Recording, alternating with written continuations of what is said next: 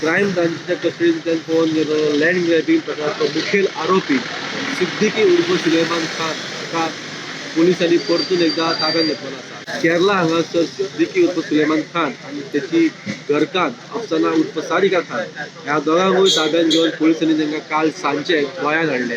गोंयांत हाडल्या उपरांत ह्या दोगांकूय मॅजिस्ट्रेटा फुड्यान जेन्ना प्रेजेंट केले तेन्ना मॅजिस्ट्रेटान सिद्दीकी उर्फ सुलेमान खान हाका 7 दिसांची पुलीस बंदखण डिक्लेअर केलेली आसा आनी तिची बायल जी आसा अफसाना उर्फ सारिका खान हिका 4 दिसांची पुलीस कस्टडी दिलेली आसा.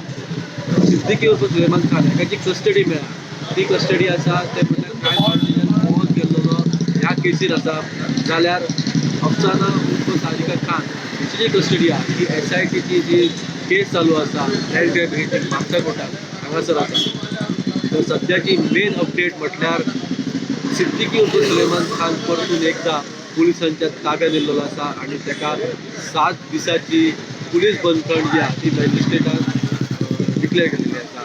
तर ही आसली अपडेट ओल्ड गोवा पुलिसांतून. अश्यो अपडेट आमी तुमच्या मुखार घेवन येतले. पळयत रावत गोमंतक न्यूज.